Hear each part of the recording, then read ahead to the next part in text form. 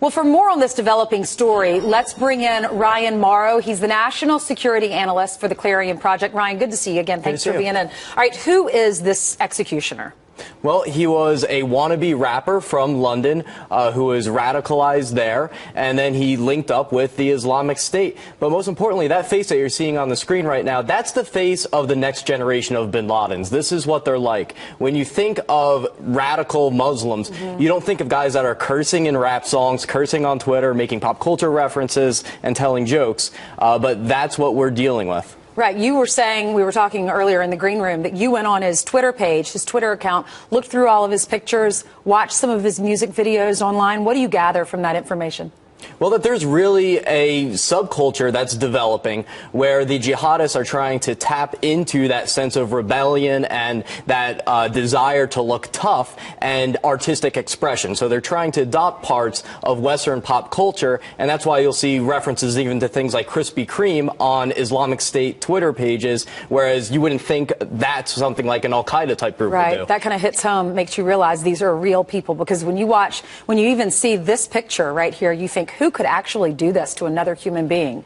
But they're actual individuals. He's a rapper. He's from London. He's got a Twitter account. It's pretty scary. Right, and I think that's what's really hard for Americans to grasp, because when you look at the typical, stereotypical Al-Qaeda jihadist, you see someone that's acting very different than us. But what you see are some commonalities in terms of culture.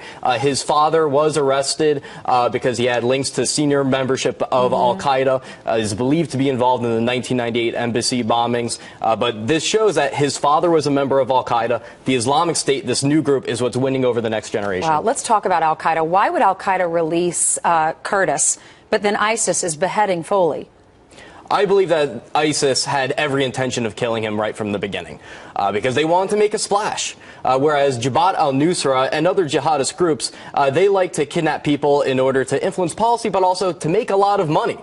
And the country of Qatar, which is supposedly a U.S. ally, but then also tolerates some extremist presences, probably exerted pressure or maybe even gave Jabhat al-Nusra something that they want in order to get the American release. All right, and you spoke to a cleric yesterday in London. What did he say? Right, he is supposedly the one that radicalized this British rapper. He denied having any contact with him, but this British cleric, Anjem Chowdhury, did justify the beheading of Foley to me. How does he justify that? He says that there's no distinguishing between civilians and the military, that if you're a Westerner and you're in a Muslim land, that you're basically asking for it. All right, Ryan, thank you so much for being here this morning. Thank you.